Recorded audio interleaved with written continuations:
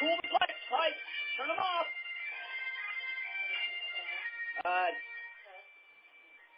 Okay, Pipes. You can do better than that. It's time for DERFCAST, episode number 59. And you can listen to all the other DERFCasts on SoundCloud.com and under iTunes under Ralph Tycho's Comfortably Zoned Radio. I want to thank last week's guest, Evan Ginsberg. Evan, thank you so much. It was a joy having you on. And let's get right into this week's show. This week's show has been 6 months into the making. I blew it. We are recording this show. See, I'm so nervous. I'm marking out. I knew I won. This show is recorded in the Inner Sunset District of San Francisco, and I am joined by my security guard, Max the Cat, his bodyguard, Cleo the Cat, and the engineer that makes all of this possible, Pipes the Cat. And now that all of that's over with, let's get right into the show. I'm welcoming two of my past favorite guests, Tom Hankins, who's been on 2 weeks ago, and he's a retired wrestler from the NWA, a record producer, blues musician, and an author. And his new book that's out is called Mad Dogs and Bad Dogs. He's one of the only surviving Jewish thugs of the Jewish Mafia, and he was just on Heartbeat Radio podcast. Tom, are you there? Tom Hankins. Yes, I'm here. And I blew it. The name of your band. Rowdy Piper's Bagpipe Music? Yes, it is. Yeah, that's my homage to him. That's the one Canadian Jerry Graham liked. He said, he's good, but he's Canadian. Well, and you've given it away what this week's show's about. And our show this week, you know what, it's just a collage. So I blew it in the beginning, but let me just go. Our show is sponsored this week by Bob of Bob's Radio Cafeteria and the Clearances. And this week's show is about Dr. Jerry Graham. And let me correct myself of Tom Hankins before I bring our next guest up. Tom, the name of your book is The Mat, the Mob, and the Music. And it's out on Crowbar Press. And your band is Mad Dogs and Bad Dogs. I apologize. Excuse me for that. Yeah. I'm marking Mad out. Dog and the Bad Dogs. I am just marking out. And Bob, who's from Bob's Radio Cafeteria and the Clearances, you can catch both of them on YouTube, is going to really give me hell. So you've had enough promotion there, Bob. Let me bring on the man, the second man of the show, the only man with his own theme song. It takes a while. I was going to say, is my theme song now Zen Silence? Begin to nothingness.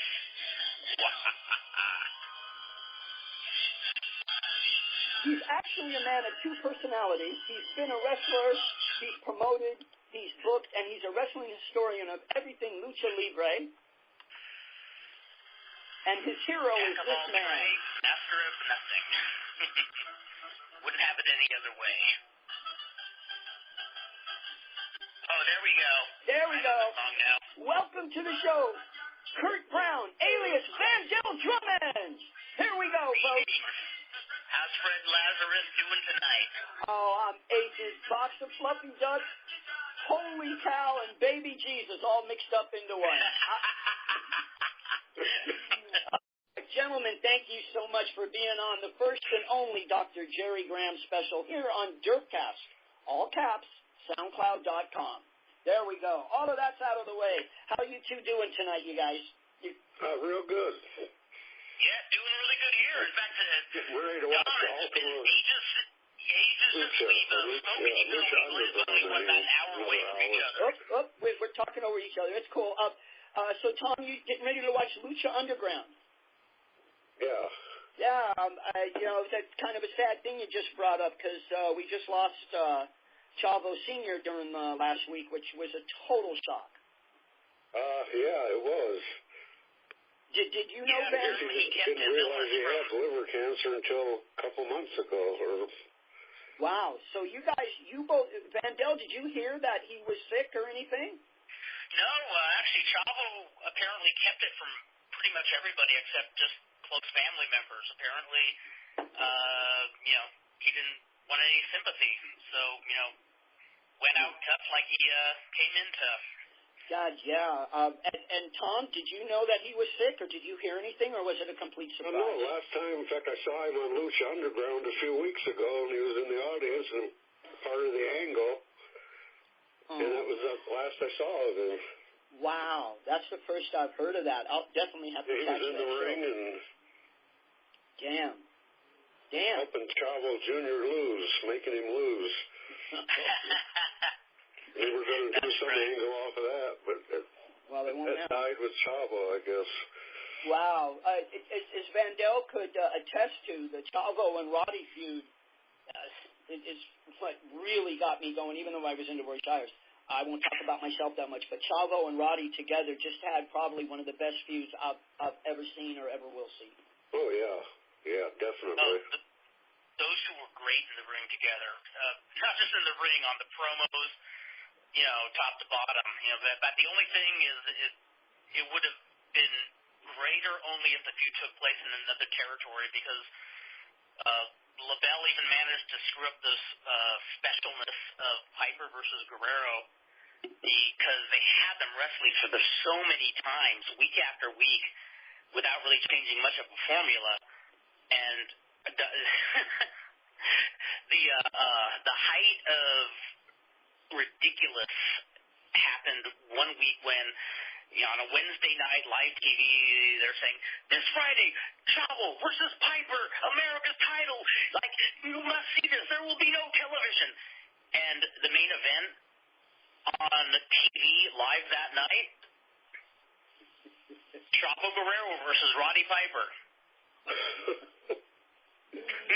Yeah, Tom, what was your memory of Chavo, real quick, and then we'll get into our format?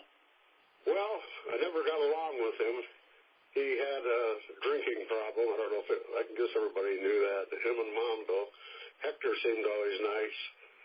And Chavo, though, I've conversed with him on Facebook, and he was real nice to me sometimes.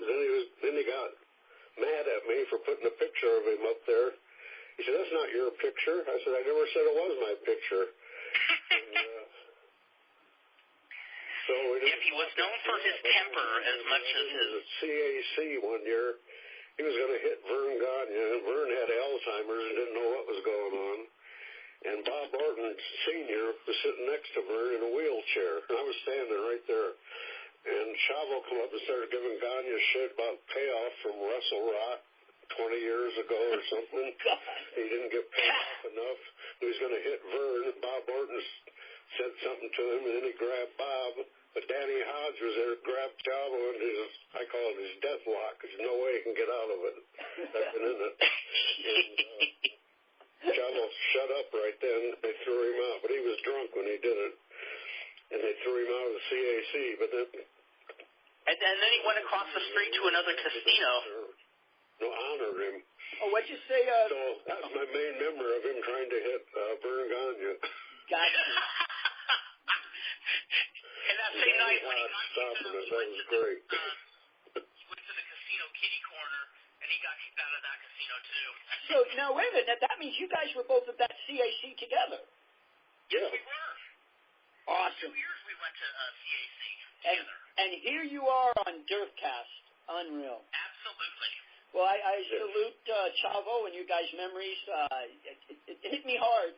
I won't talk about it that much, but I was watching the Chinese New Year parade in San Francisco, downtown at the Ferry Building, with a friend of mine, and my phone rang, and someone said, hey, Fred, I got some bad news, and I'm like, uh-oh. I mean, I only have a couple family members left, and I thought it wasn't, I hope it wasn't one of them. Yeah. And he goes, no, Chavo passed, and I was like, Junior? And he goes, no, senior of liver cancer. And I'm like, oh, man, that cast a pall on the rest of the evening. But so anyway, we are here together to honor and talk about the good doctor, Dr. Jerry Graham.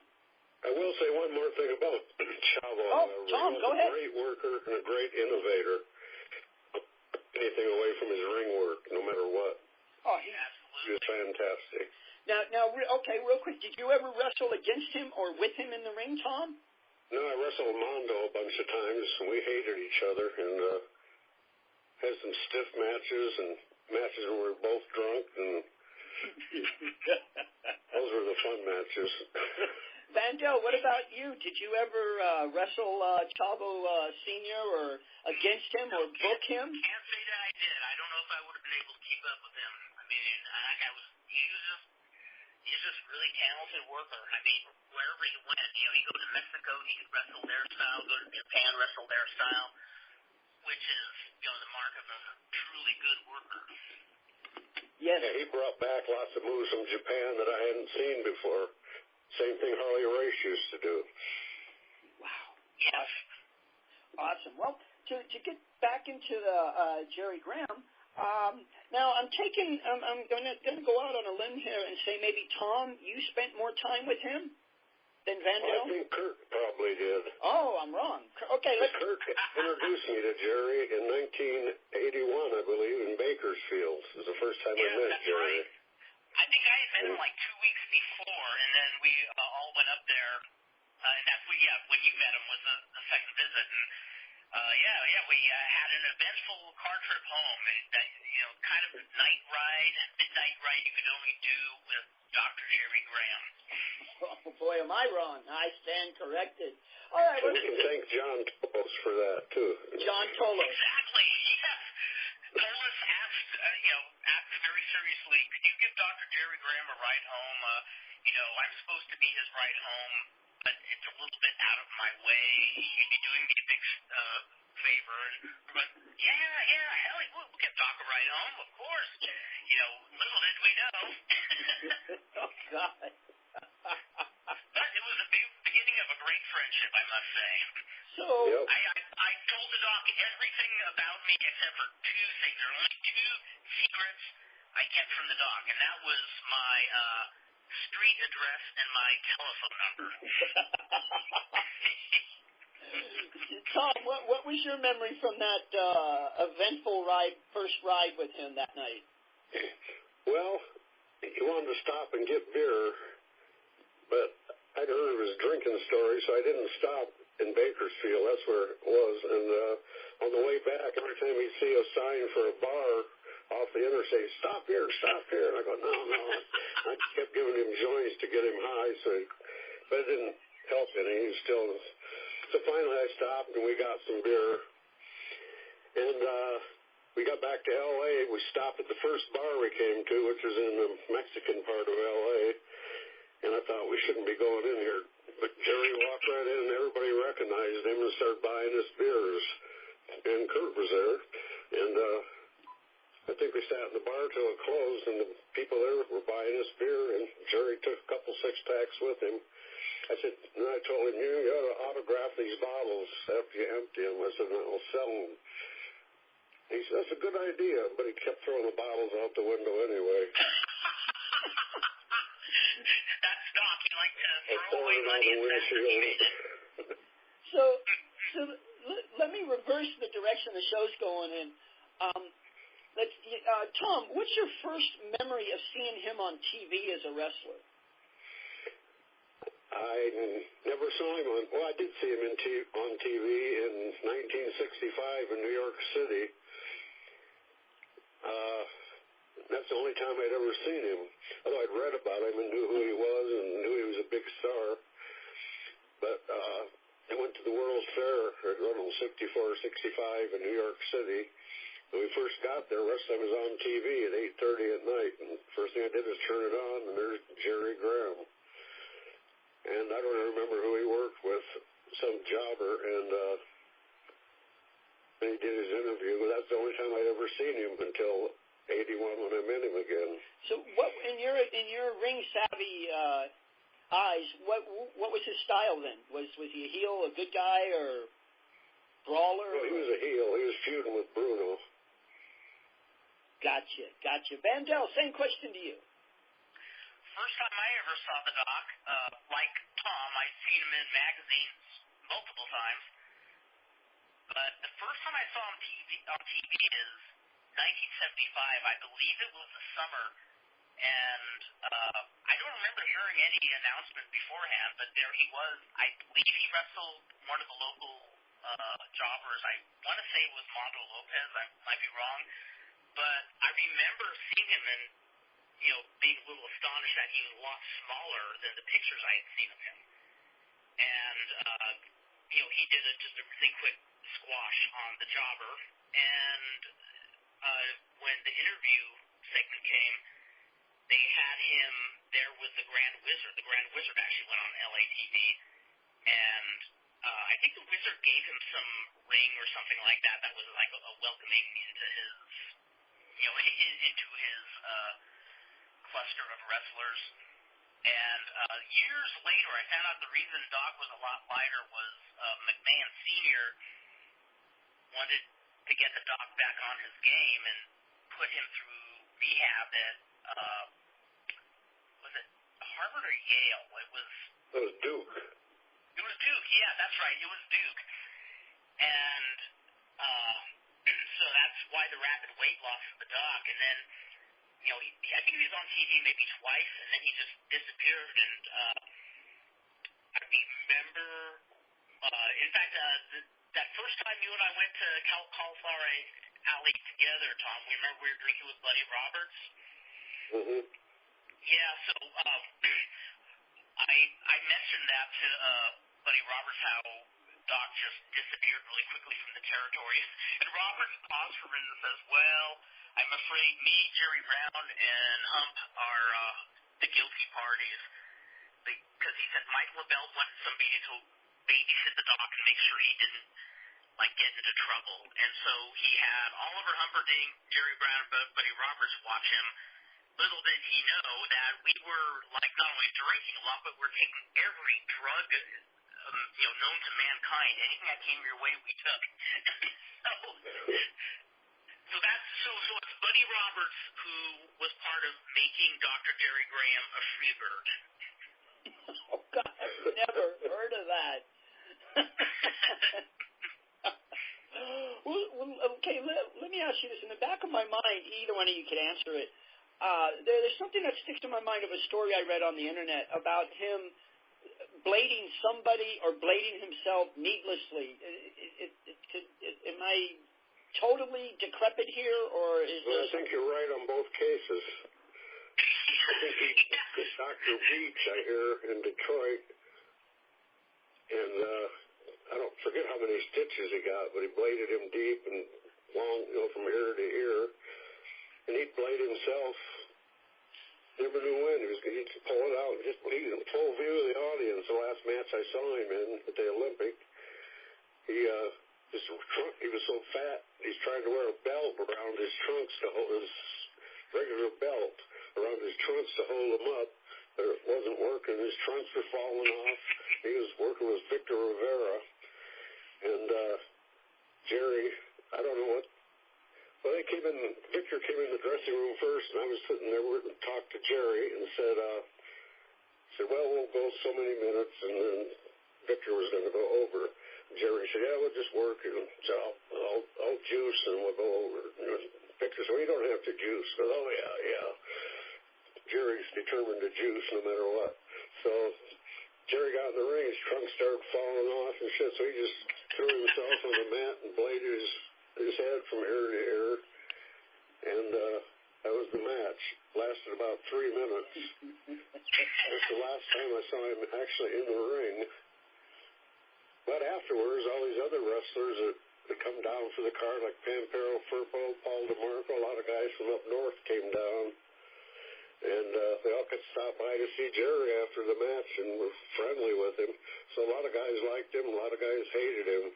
Last time when he was in WWF, when he had lost that weight, he had the Grand Wizard as his manager.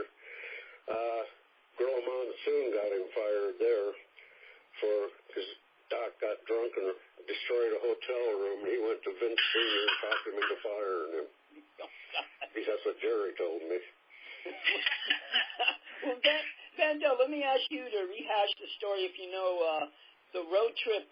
It was either Dusty Rhodes and Harley Race or Dusty Rhodes and Terry Funk, and they ended up putting him in a U-Haul trailer.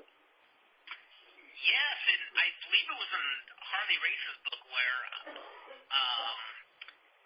he decided to dye his trunks one night, and so he filled his bathtub full of that red food coloring, and then I guess put it on his trunks and just hopped in the bath. And I guess he was looking something like, I don't know what color it was. Maybe he looked like the blue meanie when he got out. But if it was Harley Race, I can't remember which one actually owned the car. But they said, okay, there's no way you're sitting in the back seat of my car with all that dye all over you. So they had a U-Haul trailer, and he rode there, and I guess he, from what I heard, he just, had some beer, had his U-Haul, and was quite happy with his accommodations. So when you guys met him, they were moving up 10, 15 years, I guess, after the U-Haul incident, when you met him, were you kind of like starstruck for a while, and when did that star-strikeness wear off, or when did that wear off, and you were like, oh, no? Well, I don't think I was starstruck because I met so many and wrestled so many big names. I wasn't starstruck, but I was happy that I was getting to meet him, and I got to ask him about, are these stories true that I've heard about him? And he confirmed that they were. Then I started realizing he really is crazy. He was just my kind of guy. Now, Tom, did you... We're on DERFCAST, brought to you by Bob, from Bob's Radio Cafeteria. Now, Tom, did you tag up with him or wrestle with him at all as a team ever? No, he just managed me and my partner, Dan Daniels, as the Reed brothers. He manages for Anton Leon, and that's the only time I was ever in the ring in public with him. Worked out with him almost every day, but never tagged with him. Remember that gym we used to work out at that used to be a prison or jail? Yeah, the Police Athletic League, but it was a prison before, yeah. Yeah, and Doc would actually make the hike up 5 stories because the elevator hadn't worked in ages. And we give our dues to Archie Moore, who was waiting there to collect the dues, and then we'd work in those boxing rings that were like hard as a rock. If you could bump in those, you could bump anywhere. The Archie Moore? Yep. Yeah. Wow. He came up... he was there all the time. Man, he came up to Shires as a special enforcer referee a couple times. Wow. Yeah, and I'd seen him in Chicago referee a couple times, too. So, okay,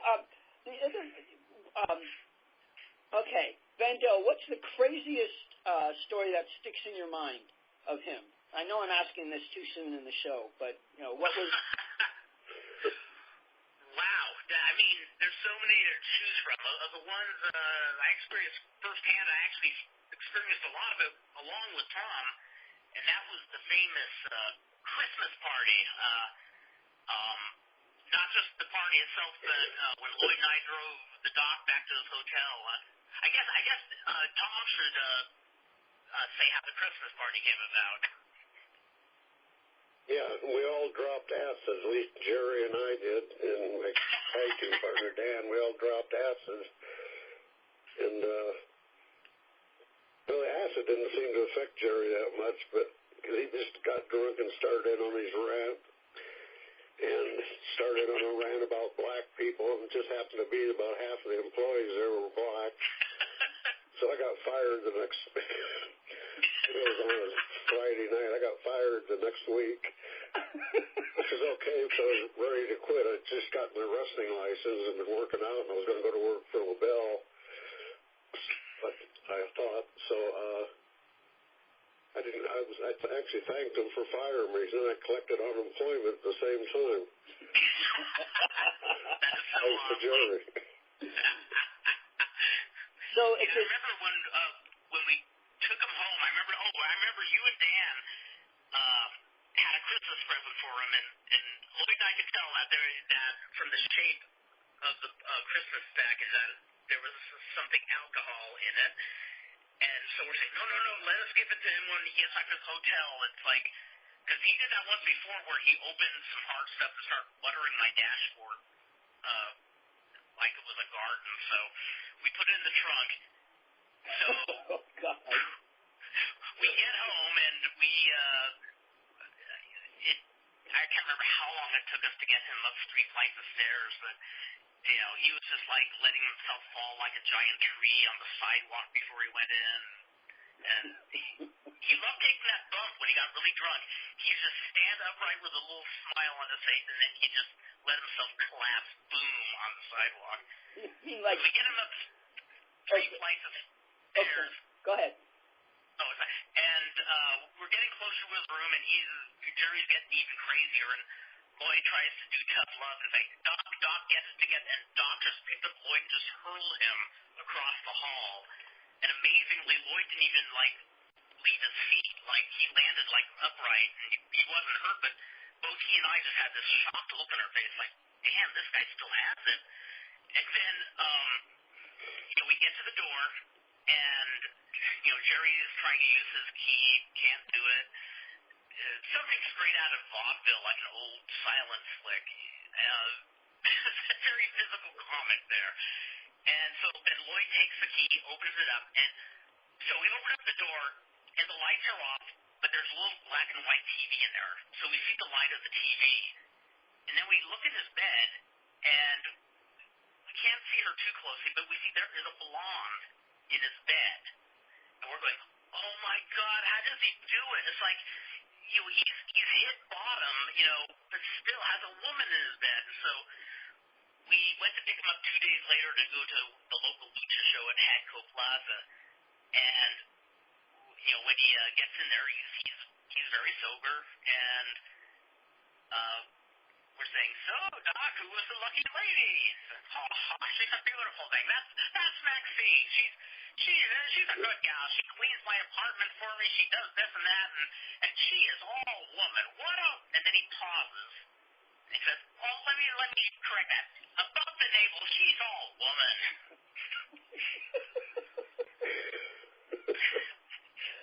So, Tom, do you remember any escapades of him with women, or?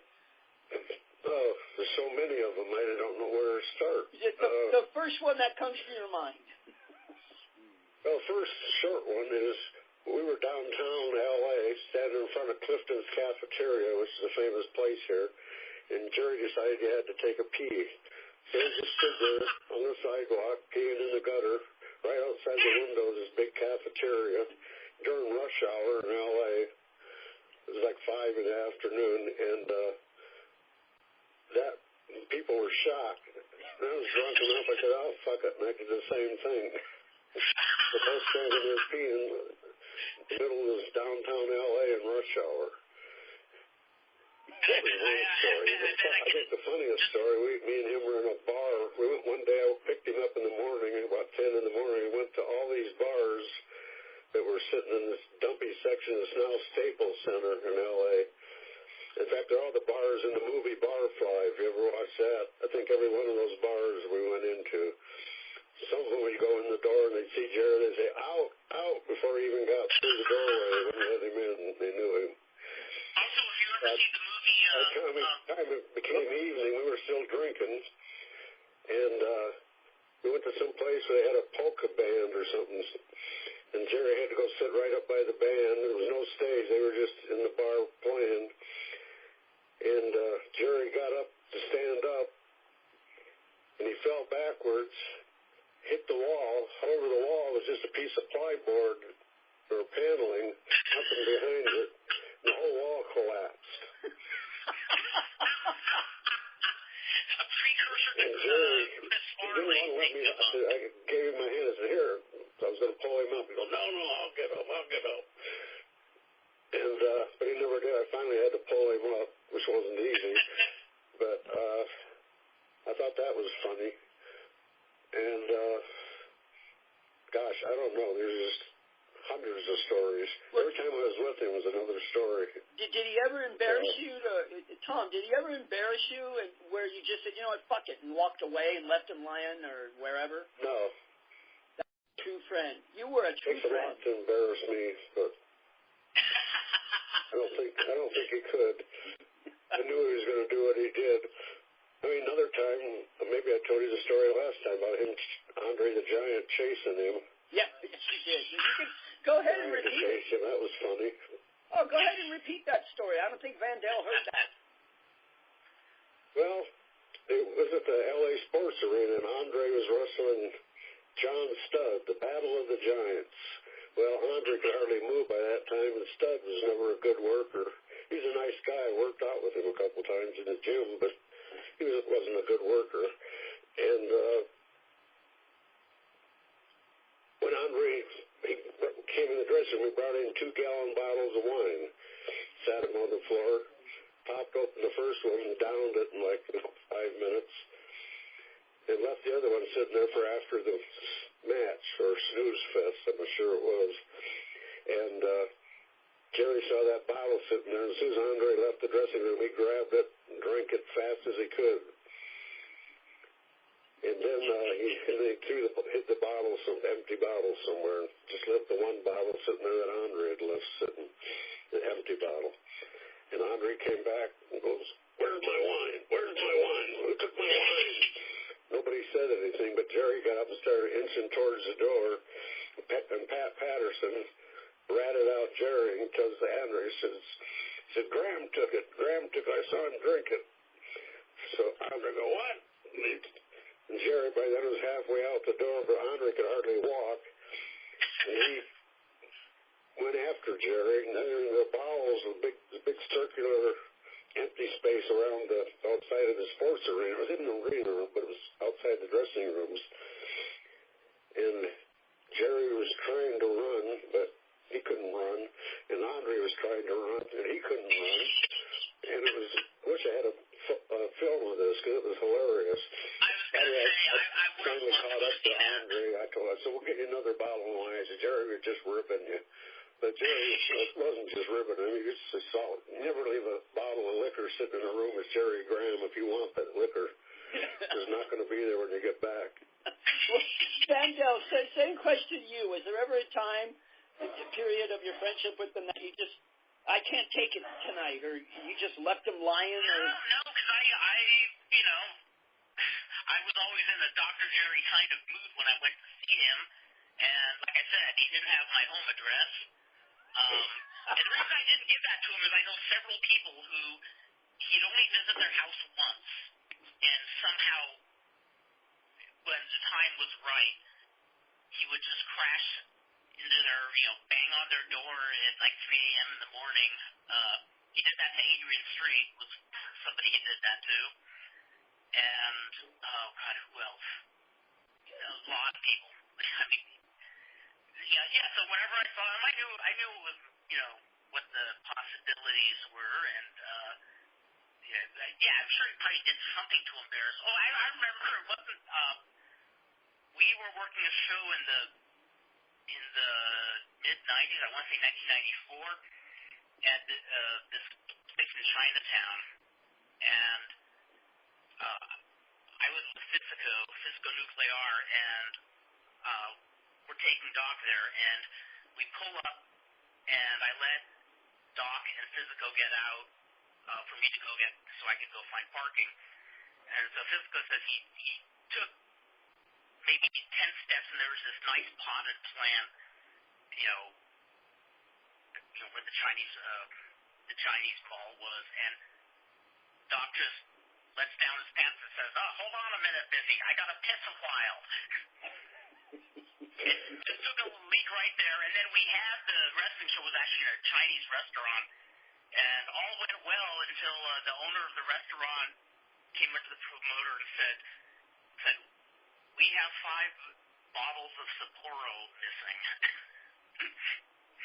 And sure enough, you know who stole it. So the owner, 5 little bottles of beer, and he complained to the promoter? Actually, big bottles. No, he didn't waste any time. These were pretty big ones. And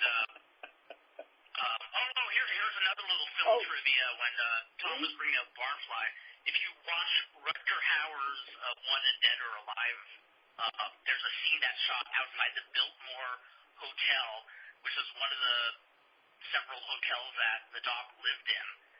In fact, I remember, Tom, you and I ran into each other because we were going up to bring the Doc some Christmas cheer, me, my brother-in-law, and Busy, and another friend. and you and your daughter were coming out, and you said, oh yeah, I just smoked 6 joints with the doc and give him some Canadian club, so he's doing good. So we walk up to the doc's hotel room, and as soon as he opens the door, it's like it smelled like Jamaica in there, and and he says, oh yeah, Charlie just came by with the dope, and he always called Tom Charlie. You know, no matter how long he was still Graham, it was always Charlie to the doc. And he says, oh, yeah, that you smoked that dope with Charlie's in the right hemisphere of the brain. Short circuits the left hemisphere. The left hemisphere. Short circuits the right hemisphere. And bing, you're there. And that bottle Canadian Club top and bottom was a gallon bottle, and it was 3/4 of the way done by the time we got in. Jesus. That 3/4 of the way down. Well, let me ask you guys this. You're more knowledgeable about him than I'll ever be. Was he considered ever a really good worker back in the 50s? Oh, yeah. In fact, there's a whole tape from Chicago where he's using the name Jim Graham. And shows him flying over the top rope, doing stuff nobody else did except maybe Rocca, who was his best friend. And yeah, he was a great wrestler. He knew he could shoot. He could do anything. He knew how to break legs, break bones. He'd always tell me somebody wanted to get in the ring. He'd say, break their bones, but I wouldn't do it. That's right. So when his sons came to see him, he didn't even know. That would, like, snap somebody's I don't know if he had the sons, but they showed up at the sports arena one night, and Red Bastien comes back to Jerry and said, hey, your sons are here to see you. He goes, what sons? He's already drunk. And so we went out and met him, and they came down from Canada. They wanted to be wrestlers. And they found Jerry. And they said, why do you let him drink so much to me? I said, let him. I said, hang around a while, you'll see. And they did. They did hang around and train. I know Kirk worked out with him. I worked out with him once. The first time I got him in the ring, Jerry said, break one's leg and break the other one's arm. I said, no. I said, they were kids that came down here for help. I said, I'm not going to break their legs. Yeah, exactly.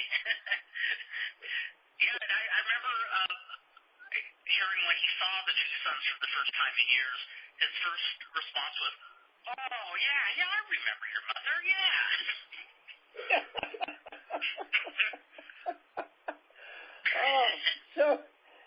Now, in his history with Vince Sr., how many runs did he have for Vince Sr. back in the day that you guys know of? At least 2 I know of. I would say 3 that I know of. 3, okay. May have been more before that. I don't know. So when he was lighting $100 bills to light his cigars, that's not fiction. That's for real. That's for real. Yeah, he told me many times, boy, I wish I had those $100 bills to lit my cigars with. I said, Jerry, I said, anybody'd want that many $100 bills. I'm sure he spent thousands lighting cigars. Oh, my God. So I read that Vince Jr., it was his idol until Billy Graham came along. But it was Jerry Graham that he dyed his hair and rode around in this convertible with him. And now we're That's true. Vince McMahon actually said that. I can't remember what the magazine was in the late 90s. It's one of the nationwide magazines. Like, oh man, one of the after. Val Venus was on the cover, and Vince McMahon Jr. is actually quoted as he confirms those incidents. So it was, I think it was one of the Abner books or the WWF book magazine that they put out that he said that in. And when Billy Graham Jr. Superstar came, McMahon liked him also. But that's when he was an announcer for his dad during that time, wasn't he? Yep. Yeah, that's right. Yeah. Yeah, he was not in control yet. Thanks. Right, but he was the announcer for like when Superstar was fighting Dusty Rhodes. Oh yeah. And I think what it was just kind of getting him, prepped for being a businessman. Right. Well, back to what were some of his about personal stuff about the good doctor before we get into a question here from Bob. Bob's Radio Cafeteria, who's come up with an excellent question. But before that, either of you guys know, with Tom being first, who was his favorite tag team partner? I'd say he ended on a bad note with all of them. It'd probably be Abdullah the Butcher, I would guess.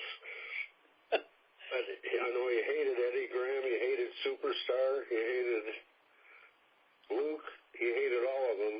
Really? Because they eventually got to the point where they couldn't take his shit anymore, and they, would go somewhere without him and book themselves without him. And that pissed him off. He never got over it. I remember when Eddie Graham shot himself, didn't die at first, and Jerry said, "Oh, I hope he's laying in the hospital suffering before he goes." He hated him that much. Oh, God. I remember that very clearly because I remember hearing about Eddie Graham dying, and that was before, of course, it was before the internet and news didn't travel that fast in those days. So when I heard it, I thought, oh, Doc probably hasn't heard, and so I call him, and I'm, about to say, hey, Doc, I just heard some bad news, and before I could say anything, Doc picks up the phone and says, Kurt, did you hear? And I'm like, yeah, I heard you. He goes, it's a thing called retribution. He deserved it. That no good cocksucker.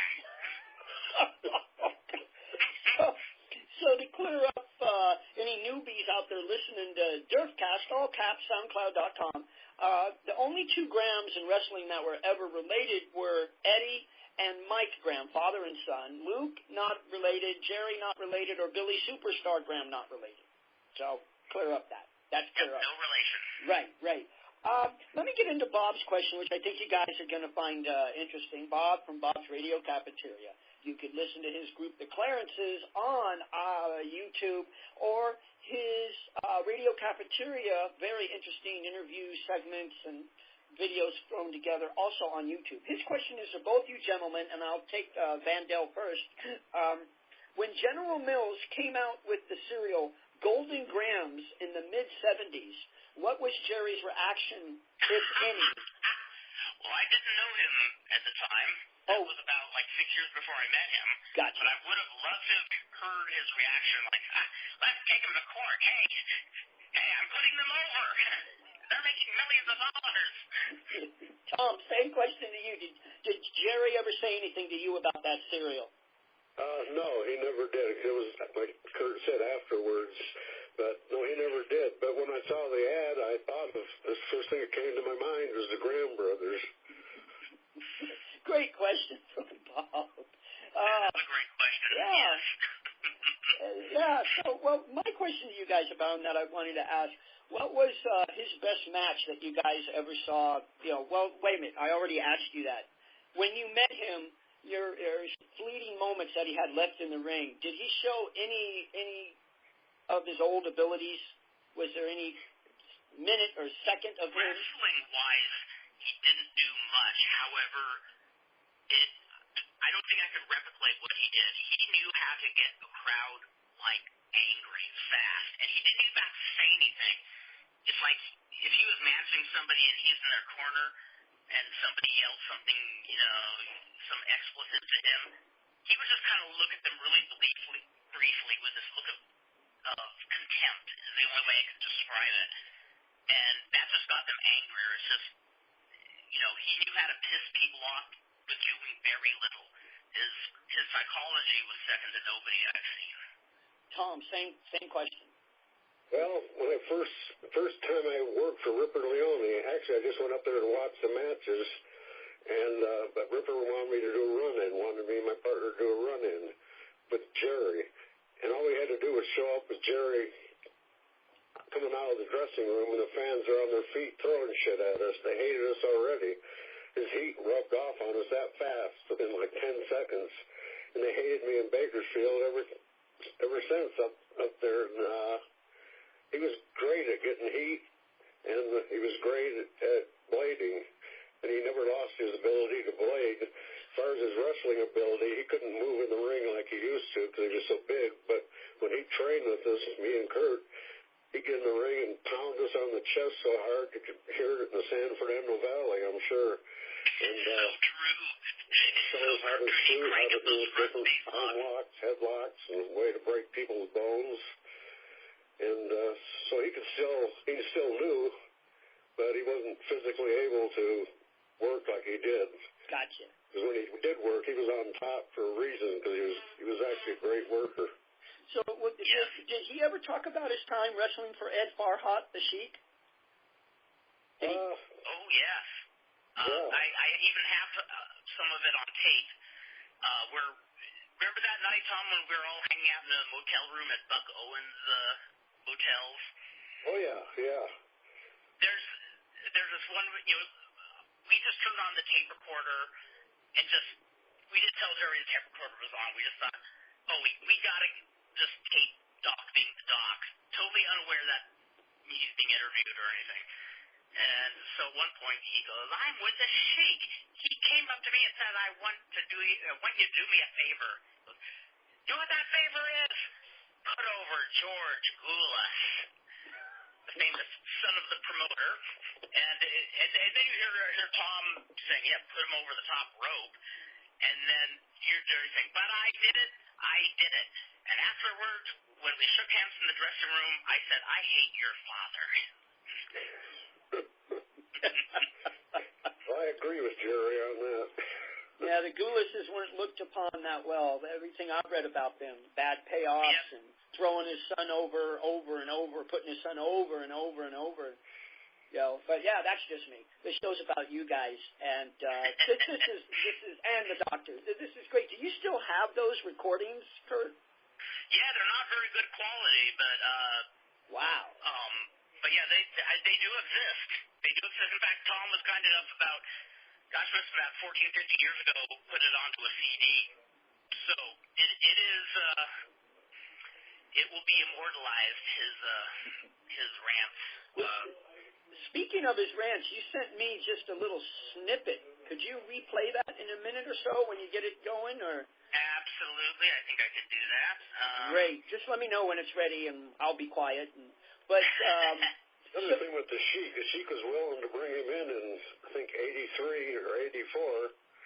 I think I probably told you this last time too. I called Sheik on the phone. And I was talking to him. I was on a speakerphone, and Sheik said, "Well, you got to keep Jerry under control. You got to keep him under control." I said, "I can keep him under control." I said, "Don't worry. I'll keep him under control." And right then, Jerry blurts out, "Hey, Sheiky, baby, you still fucking that broad at Klein's gym?" And Sheik's wife just happened to be standing there on the other end of she could hear everything that said. And that cut that ties with the Sheik right there. Oh, God. Oh, man, that cat, he could get heat with doing very little or by doing too much. You get a lot of heat from the crowd by doing little, and then he'd do a lot and get heat from the people in the biz. So were either of you guys married when you were hanging out with him? Did he ever embarrass your wives or girlfriends? Yeah, I was married. I was over to a party I had once. Okay. We sat on the sofa there for a few hours, and we watched wrestling from Atlanta, and we decided Bud Sawyer was great. And when he got up to leave, we all took 4 or 5 of us to get him out to the car. Bill Saloni drove him over, and my wife says, "Look," she points to the seat where Jared was sitting. There's a big urine stain where he was sitting. So I ended up buying her a new sofa.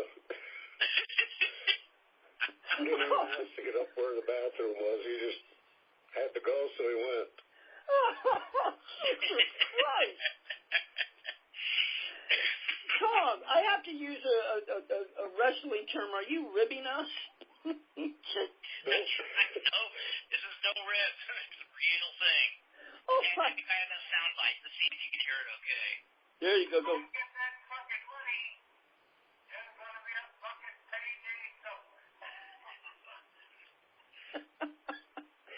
He pissed right on the couch couch where he was sitting? Yeah. Oh, that was, yeah. He did that in a lot of people's cars, I heard. Every time he said, I got to pee when I was driving, I'd immediately pull over to the side of the road no matter where I was. Same here. Sit on the seat Exactly. I heard the stories, and he did that in front of the Bucko's Motel restaurant. He sat there, was peeing out the window. Had a huge plate glass window. People sitting there, when they looked up, saw Jerry, bandage wrapped around his whole head. From blading that night, he didn't bother to stitch it up or anything. He just took a big bandage and wrapped it around his head. Blood was soaking through that. And there he is sitting out there pissing out the window. And didn't embarrass me, though. And then we went in to eat. And he still had the bandage on his head and the blood running down his face. But we sat there and we ate. And I guess we got a room, and that's when Kurt taped that. Yes. Oh, Kurt, you should, play that on one of your podcasts or somewhere sometime. I mean, that needs to be heard. Yeah, well, Brian Last of the 605 podcast played my little clip of him doing the war cry. That's cool. Could you imitate the war cry, Vandell? Yeah, in fact, I'm very honored. Brian Last actually plays my version of the war cry more than Jerry's, which, man, that's like a coronation to me. Well, that's how I feel with you two gentlemen on my show. Sorry to interrupt. That's how I feel right now. This is my all-time favorite DERFCAST. Oh, thank you. His war cry was, yeah! And then his rant was, sometimes he'd be saying it to somebody's face, sometimes he'd just be looking up into the heavens. He'd say, you suck your mother's pussy, you cornholed your pregnant brother, and you fucked your pregnant sister, you whore! So, you guys, he would just out and spout this off wherever he was when he got real drunk? All the time. Yep. So, no matter where he was. Great question for me. Did you ever see him in a bar fight? Yeah. I never did. I think Tom did, though, didn't you? Oh, tell us about it, Tom. Well, it was a biker bar. I was doing steroids at the time, which made me mean anyway, I guess. And I wasn't really drunk, but Jerry was working on it.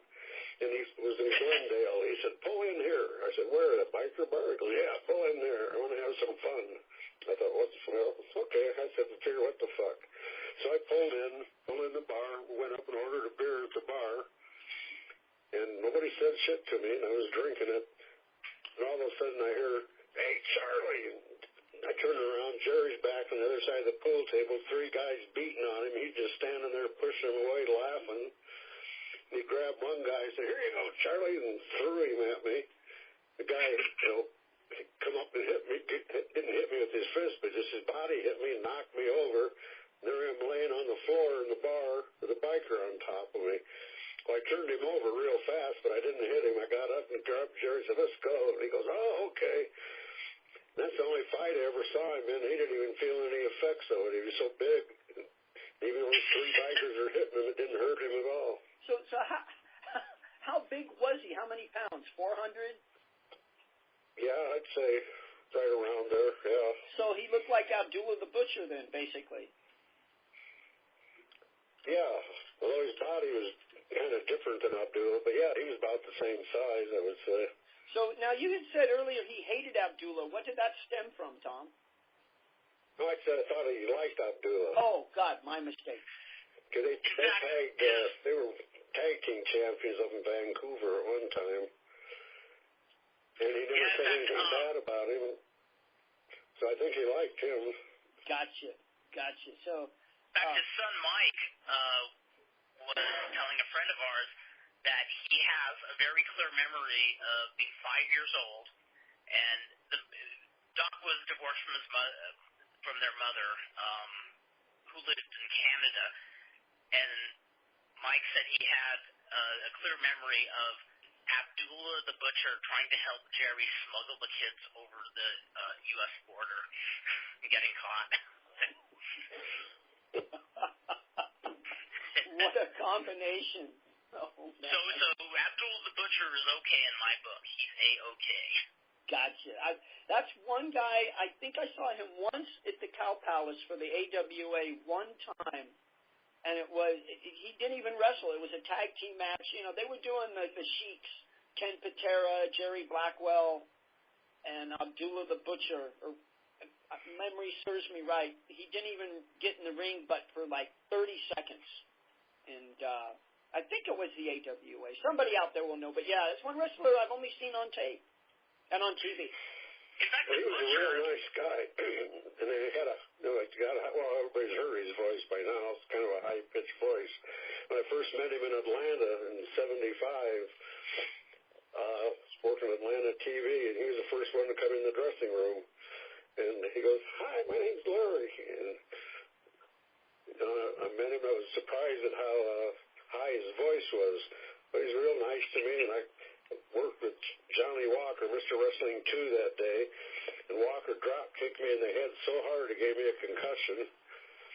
And Abdullah was the first one in the dressing room to try to help me and say, lay down, relax. It's probably just a concussion. Because I lost my sight at the time. I couldn't see anything, but I never passed out. But Abdullah was right there to try to help me and be nice. And was that the one where you said Johnny Walker got pissed because he was a babyface, but when your daughter was crying at ringside? Oh yes, that's the same match. She was crying at ringside. I told my daughter it was all a work and explained it to her, but she thought he was really. But after that drop kick, didn't look right to her, I guess, and she started screaming, "Stop hurting my daddy! Stop hurting my dad!" The TV audience turned on Walker on a dime, started booing him, and it was his big comeback match. He was a babyface. It was his big comeback match, supposedly. The first match in months, and he was on TV, and she turned the whole audience against him. That is so great. That's a great story. Man, I mean, he was pushed pretty big for a while in Atlanta. If I remember right, they put him up against Flair for the title. And I think it was a big build-up for weeks and months. Now, I haven't even thought of this, but Abdullah must have been getting into the business like when Jerry was in his prime. I wonder if Jerry was the one who got Abdullah, like, blade happy. Well, his mentor, so to speak. I had mentioned this to Tom. I don't know if you heard a shoot interview with New Jack, which was completely bullshit, like Tom said. New Jack said that Abdullah went to the doctors and had a surgeon gorge his head so he could blade easier. But I didn't believe it when I heard the shoot interview, and Tom said it wasn't true. Nah, Abdullah didn't need any assistance to bleed. He was Abdullah, damn it. Now, did you ever wrestle with him, against him, or see him live? I saw him live. Luckily I never wrestled him. I saw him. He worked on TV that day in Atlanta with Ron Starr, and he took Ron, threw him in the corner, and just smashed the shit out of him for about 3 minutes. Just kept sitting on him and smashing him, and running across the ring and smashing him some more. And Starr never got in any offense or anything. Well, it was a total squash job. And I thought it was pretty funny because I didn't get along real well with Ron at the time. Yeah. The only time I saw him live was when I was at the Wrestling Fans Convention in Georgia in 1980. And got to see him do TV where, like Tom said, it was like a quick squash match. But I'd never seen him do the elbow drop before. And just seeing how freaking graceful that guy was when he landed that thing. And in fact, again, Johnny Walker in one of the small towns, it was Abdullah versus Mr. Wrestling 2. And they just had this great pull apart where they just went to a double disqualification and, you know, throwing each other into the chairs of the audience, you know, at a time when you just didn't do that kind of stuff long before ECW and all those. He was way ahead of his time, Abdullah. I'm sorry I never got to see him. I'm sorry I didn't get to see either of you guys wrestle either, you know. But I have you on my show now, and we've totally digging it. We've reached the hour mark. Do you two gentlemen care to keep doing more? Sure. Great. Well, Matt Mann has sent another question in, and he wants to know, in all the times that you've seen Jerry and were with him, did you ever put him up to anything, to do anything to any other wrestler or your friends? No, I didn't have to. He did it himself. Like I was taking him somewhere, and he said, "Stop here." We stopped at the big liquor store on Figueroa Street in downtown L.A. He said, "Stay here, keep the car running." I thought, what's he going to do, rob the place? Well, in a way he was. He walked in, and I could see clearly in the store, he was shoving bottles of liquor in all of his pockets. He must have had 5-6 bottles of vodka that he shoved, the best kind he could find, shoved in his pockets. Walked up to the clerk, bought a cigar, and walked out. Got in my car, he says, "Let's go." So he stole all that liquor. He paid for the cigar. Oh, my God, that's great. I had the exact opposite experience where he went to a liquor store, paid for the booze, but then he had his pockets just crammed, stuffed with cigars, and just threw them into my back seat. And he said something like, "Cigars from heaven, kid." So you guys were with him. Now, did he wrestle for California Championship Wrestling? Not wrestle, but manage? I seem to remember. He did both, actually. Okay, Mandel, tell us about that. Well, the time he wrestled was the occasion that Tom was talking about earlier. His match with Victor Rivera. But aside from that, he managed, I think it was Bill Anderson and Tim Patterson. You know, they were doing like the Hollywood blonde type of gimmick. Right. And then after California Championship Wrestling was no more, he'd do some of the indies like Ed Abrams and Maywood. He'd work as a manager for him. And yeah, you know, I go right along with what Tom said. We didn't never have to put him up to something. He did it himself. You couldn't have been He worked for Johnny Legend, didn't he? Yes, he did, yes. Wow, he did. Now, not for Incredibly Strange Wrestling, did he? Was it? Or That was before that. It was before that. I remember the night that I went down to see him wrestle, he came in to the front door, and he was drunk, carrying his suitcase, and he slipped on the floor and fell down. So I went over to help him up. He goes, no, I can get up. Same thing he told me when he fell through the wall. And he's there. Finally, he got up on all fours, and he's trying to get up. I said, "Doc, just give me your hand, and I'll pull you up." But he wouldn't do it. He finally crawled over to a chair and got a hold of the chair, tried to get himself up on that, but he was too heavy, and the chair collapsed. But finally, he had to take my arm so I could pull him up. So, and I don't think I let him wrestle that night, in fact. So he did wrestle that night. I was just going to say, geez, how did he get in the ring? So now, did you have any experience with Mr. Legend, Tom?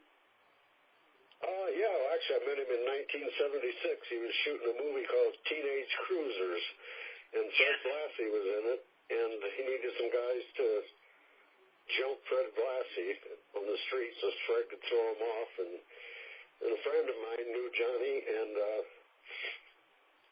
got me the part, I guess I could call it, but the movie ended up getting all the wrestling scenes cut out of it, and ended up as a porno movie starring Sika. That's right, yes. Because I worked in a porno warehouse after that, and I happened to see a movie, Teenage Cruisers, and I looked at it, and it's the same fucking movie, but with all the wrestling shit cut out and porn put in. It was probably better with the porn, but... Yeah, exactly. In fact, a lot of the porn was like stock footage from other porn flicks. Johnny Legend's a trip. I mean, I first heard of him from Pencil Neck Geek, and then Incredibly Strange Wrestling, and... Oh, he's one of the most fascinating people I ever met. You know, I mean, the dude is just so wired. Just cigarettes and coffee is the only things that wire him. And amazing. Yeah, well, he used to be really into, you know, drugs and alcohol, but I guess he had a close call once. It happens to be the name of the latest song I'm releasing, Drugs and Alcohol. Exactly. And the funniest part is he comes off like he's on speed when he's sober, and he comes off like he's sedated if he's been drinking. It's like when he's sober, he's thinking of 15 different projects at once. You know, and he never gets one fully done because he's trying to give equal time to every project he's got his hands in. He is awesome. Interesting. I used to see Johnny at every pro wrestling gorilla match that I would go to, matches down here, till he moved up north. That's right, yeah. He lives in San Francisco now. Wow, geez, I have no excuse not to get him on DERFCAST here. Well, let's start plugging some things. I'll go to Vandale first. Vandale, what, anything, you have anything going? Like, are you a regular now on the 605, or? I've been on it 3 times, and, you know, totally ready for it again. Love being a co-host on that show. But, yeah, definitely want to plug the 605 Super Podcast with the great Brian Laft and his revolving table of guest co-hosts. Yes. And also want to plug Lucha World, luchaworld.com.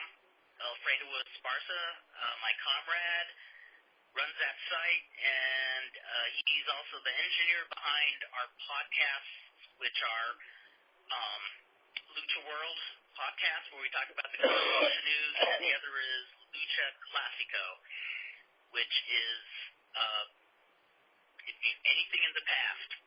I'm doing a lot of research on a lot of the Mexican-American wrestlers from the 30s, like the shooters like Francisco Aguayo, Jimmy El Pulpo, Vince Lopez, and we do a lot of even more current stuff. Tomorrow night we're going to be doing an episode covering the Atlantis versus Biano Mask versus Mask match from 2000, which was a great match. Great. So I'm hoping when you're on 605 or any podcast, you give us a shout out here. But absolutely. Tom, I apologize. I know I'm not supposed to say I'm sorry on the podcast, but I will for my introduction to you. I introduced your book in the wrong title. Your book is named The Mat, the Mob, and the Music. Tell us about that. Well, basically about how I discovered pro wrestling when I was 10 years old, and how that developed along with my interest in music. And then I tell about how I got into wrestling, how I lied to Nick Goulas to get matches, and how he fired me. I went to work for the opposition, run by Saul Weingroff, and he put us on top. I couldn't believe it. After only a few months in the business, we were in the main events for him. But he had the Von Bonner brothers train us, teach us every day. So that helped a lot. But I don't know. I'm not. What was the original question? Oh, well, your book, we're talking about your book. No problem. Your book is available. Yeah. And it goes through how I got involved with the Mafia when I was the Jewish Mafia. In the porn division. Just the right place for me. And stayed with them for a couple of years. Then I got mad at them and quit and moved to California and been here on and off ever since with a few moves to like Hawaii and places. But Well, your book's available on Crowbar Press, The Mat, the Mob, and the Music. You also have a blues band named Mad Dogs and Bad Dogs. Why don't you tell us about that real quick in your upcoming CD? Okay, well, yeah, we've got a new CD being mixed and mastered right now. Not sure what the title's going to be. Probably just the name of the band, Mad Dog and the Bad Dogs. And we play mostly blues. The CD will be blues, but when we play clubs, we play a lot of other stuff. We say, we play 4 blues songs, and I would say, now we're something a little bit different. We'll go into Blitzkrieg Bop, play that, or I Love Living in the City by Fear. So we throw in some punk rock, and we threw in, actually had a guy come and sit in with us, and we did this great reggae song the other night, and the place went nuts. So maybe adding a reggae singer to the band. But right now it's just blues, and Tim Pyle's the guitar player, and Jerry Olson's the drummer. It's just three-piece band. I play bass and do about three-quarters of the singing. And the guitar player sings the rest. Great. He's a great guitar player. So when that CD comes out, people will be able to get it off your Facebook page. Should be no problem. Tom Hankins on Facebook. We also have a website, maddogandthebaddogs.com. In fact, we have it now, but there's nothing on there right now. Yeah, it'll be smearing it all over the internet. Well, let's get back to, we both promoted you too. Let's get back to Jerry and then end the show. But what was your last memory of Jerry, the last time you saw him, Tom? Boy, I think the last time I saw him is, I guess that night he fell down at the matches and couldn't get up off the floor. Oh, man. That was about a year before he died, I think. So I kind of lost touch with him. I don't know what I was doing, but for about the last year I didn't see him. But that's the last time I really remember seeing him. But the last time I remember seeing him actually work or anything was with Victor Rivera in that match. Gotcha. If you want to call it a match, but. So how did you find out that he passed? What, did you read it, or did someone phone you, or? Find out about what? Oh, how did you find out that the doctor passed? Oh, from Dave Meltzer. Gotcha, Dave Meltzer. And Vandell, what's your last memory of the good doctor? Actually, I saw him the night before he passed away. He had been in a semi-comatose state for several months, and that the only thing he could do was, like, blink his eyes. He really couldn't move. And they had him in the hospital for a while, and then they transferred him to, like, a rest home nearby, and that was in Glendale. So I remember I dropped by to see him, and he looked like he was moving, like his arms were moving a bit, but you could tell, you know, he was on his way out, and found out the next day he had passed away. Like, I think I saw him 7 that evening, and I think he passed away like around, I think, 4:30 or 5 in the morning. Mm-hmm. And so that was kind of, you know, wild, just kind of, you know, seeing him the day before. Yeah, he was in a pretty comfortable room. It wasn't like one of those super sanitary hospital rooms. It actually was a pretty cozy place. So who would have thought that a guy who had so many fights with people, including cops, and drank so much alcohol, and probably wasn't careful when he crossed the street in downtown L.A., who would have thought that, you know, he'd die just quietly in a little room in Glendale rest home. Damn. Well, let's not end the show on that note. Let's end the show with the question, unless you guys want to tell a couple more stories. But, Tom, what's your favorite memory of him? If there's one thing that sticks in your mind about Dr. Jerry Graham, what is it? Your favorite? Boy, that's almost impossible to answer this. I don't know if it'd be crazy or... I guess my most memorable thing is the stuff that he taught me in the ring. He taught me a lot in the ring. And he taught me how to really fight and really defend myself. In fact, I got in a good fight with a guy in the street here 2 weeks ago. I'm 68 years old, and this guy wanted to fight me because he pulled out in front of me and almost ran into me.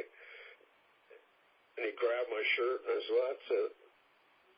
So I gave him I guess they call it a rainmaker in Japan, and kicked his knees out from under him.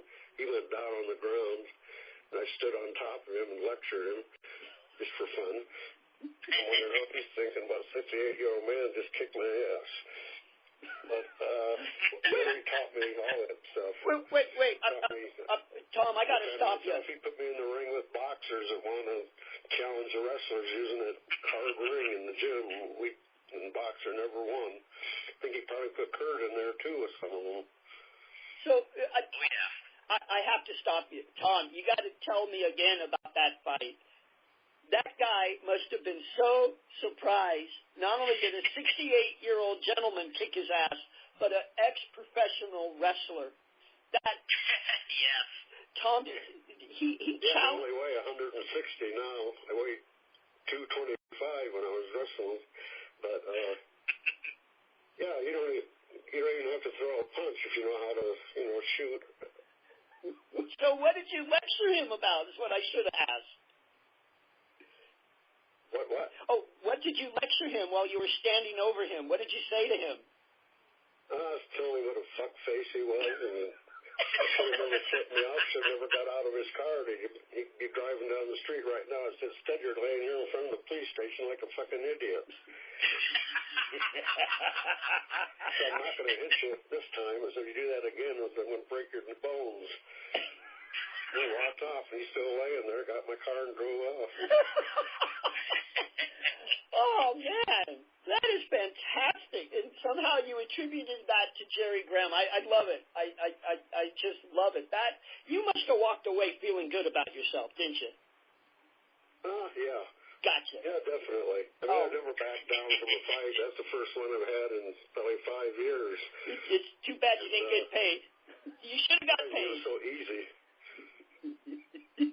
Bandel, your question. What's your favorite memory of The Good Doctor? I think I was going to pick one memory.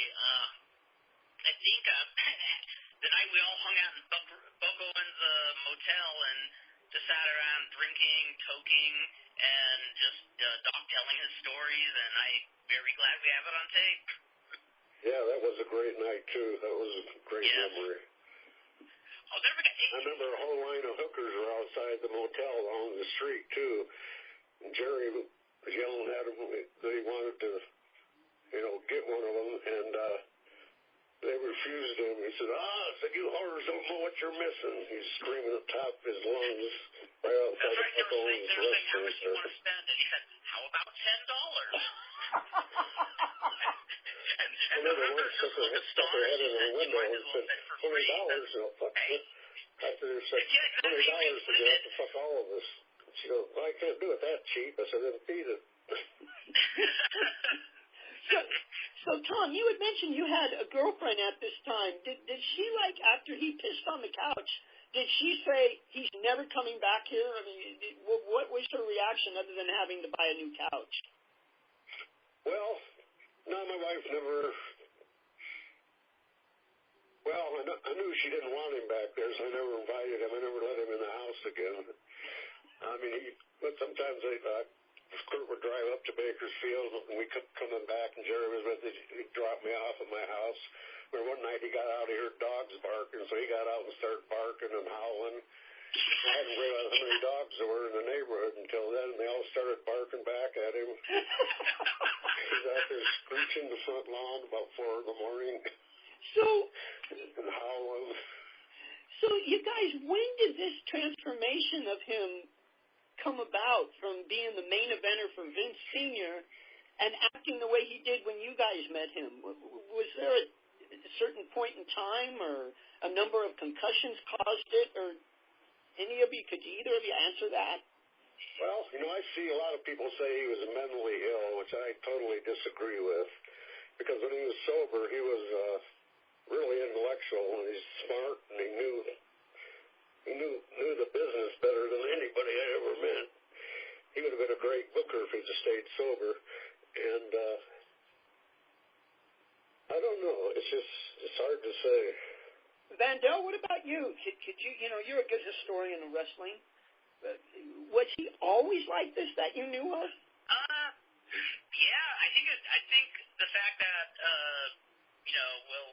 stuff like weed was demonized back then, even though he partook, alcohol was easier to get. And I think slowly that's what, took everything out of him. And like Tom says, when he was sober, I mean, very analytical. He read the paper religiously, even when he was in his later years, when he was in his hotel. he'd always get the times, and when he was sober, he would read that thing like from front to back, and he'd, Oh yeah, I even have political discussions with him, and when he was sober, and it was, of course, we were on the opposite sides, but we never really got in an argument, but we just talk about it. Well, let me ask you guys a total wrestling question instead of ending the show. Since you guys were with him, did he ever tell stories about wrestlers that just refused to wrestle him? Or was there any? To me. Yeah, I think everybody saw it as an opportunity, because even when he was like, taking off the brakes and letting the go-kart go downhill at full speed, he was still effective. He was very effective. He knew his shit. He knew how to get heat. Yeah, even in his later days, when he got in the ring, he was still better than the Magnificent Zulu was. He was working. Yes. Oh, my Lord. So Ron Pope was that bad. He was horrible here. I had, real quick, I had just come out of boot camp and had missed wrestling for about, maybe let's say, 4 months. The most of my whole life I ever missed it. And I got home, was at my mom's house, and it was towards the end of the big-time wrestling here with Roy Shires, and they had Ron Pope arm wrestling Ed Wiskowski on TV. I remember that. I remember when he was doing the arm wrestling gimmick. The guy had such a perfect body, but he just... Bulldog Bob Brown was better than him. How's that? That's true. That's very true. Oh, my God, that's funny. Yeah, no, him and Walter Johnson are two of the worst ever. Absolutely. And then if you throw in Harry Hell as their manager. Oh, yeah. Although Zulu was a nice guy, he called me at home and talked to me, and we got along okay, but he was horrible in the ring. Leone wanted either me or my partner to team with him. I said, I told my partner, sorry, you go ahead, you go do it, team. I didn't want to team with him. I just stood outside the ring with Jerry and interfered and stuff, but Jerry managed to get involved in the action, hit El Perez over the head with a shoe, hit him back, and when El hit him back, of course, he bladed, and covered in blood. I got a picture of that, actually. Yeah, that's right. And, no, he just never changed. Absolutely. No, it was one big party to him. I remember we took him, Lloyd and I took him to Hatco Plaza once, where they had the local Lucha Libre shows, and he's sitting in the front row. He's analyzing everything the wrestlers are doing, and the referee, too. He's analyzing all these little things that most people wouldn't even look at. And toward the end of the night, an honest-to-God riot started, where some fans are trying to wail on the wrestlers wailing back, and then all the luchadors come out of the dressing room because a whole bunch of fans were trying to get into the fight itself, and the luchadors come and are just wailing on these fans, and Doc just lights up like, oh my God, this is beautiful, this is what it's about, and then he pulls out his wallet, and then he pulls out the blade from his wallet and says, Kirk, come here, time for your first gig. I jumped out of my chair and I ran fast because I heard the stories. I weighed about, I think, 130 pounds. If he gigged me, man, I would have lost 3/4 of my blood in record time. Yeah, I remember that story. I remember Kurt telling me that story.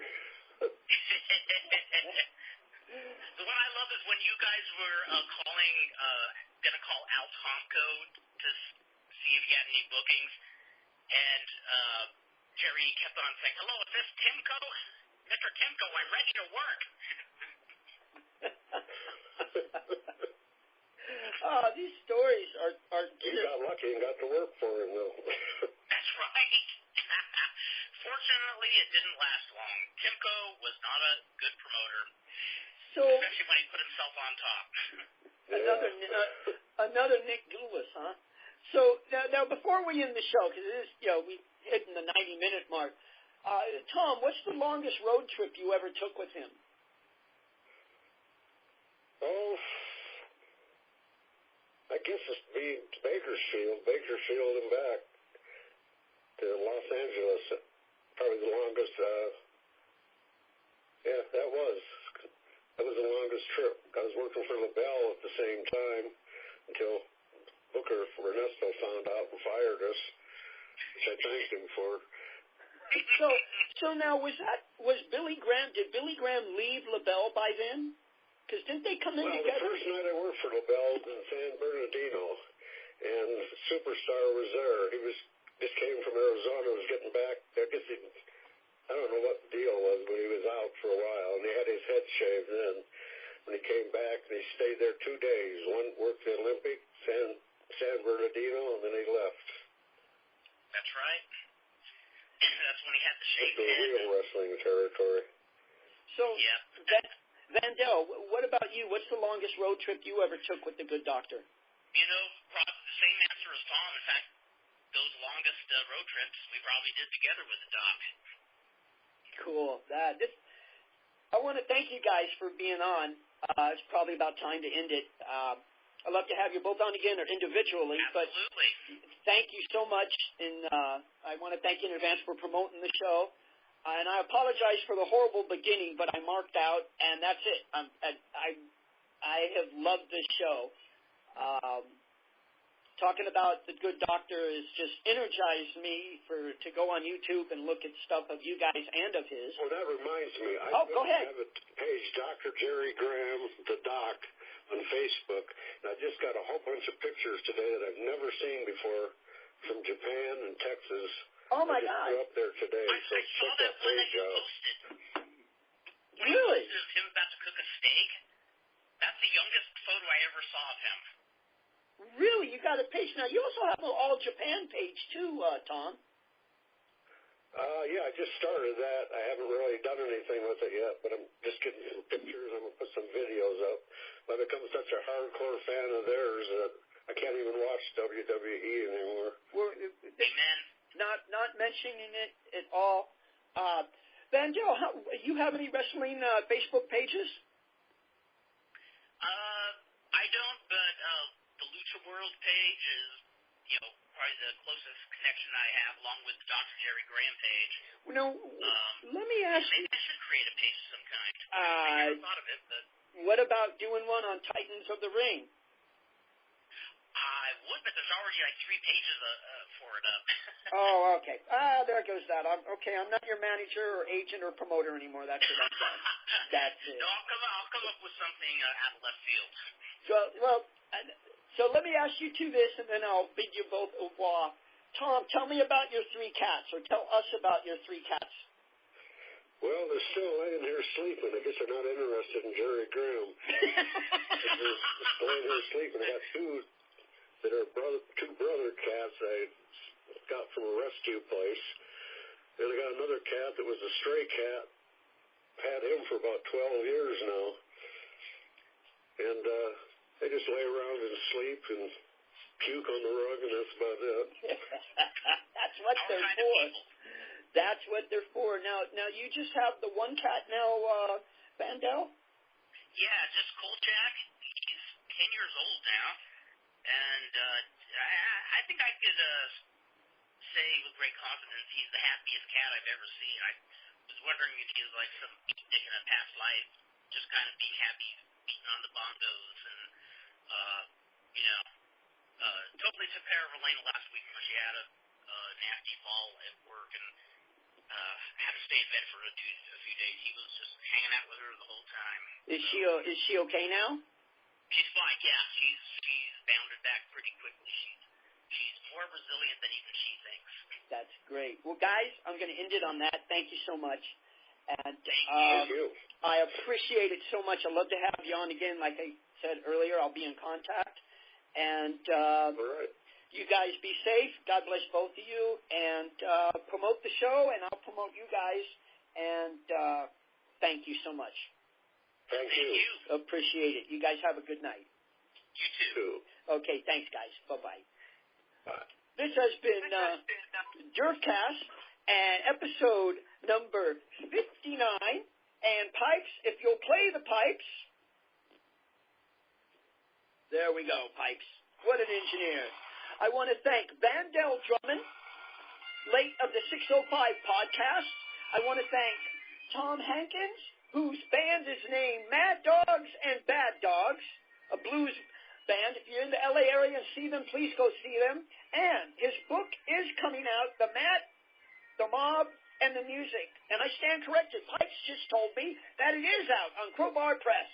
This has been DERFCAST 59. Vandell Drummond and Tom Hankins, thank you for sharing your memories of the good doctor. And Matt Mann, thank you for your great question. And Bob from Bob's Radio Cafeteria and the Clarences, thank you for sponsoring our show, DERFCAST 59. And remember, everybody out there in this trying times, stand up to bullies. It's that easy.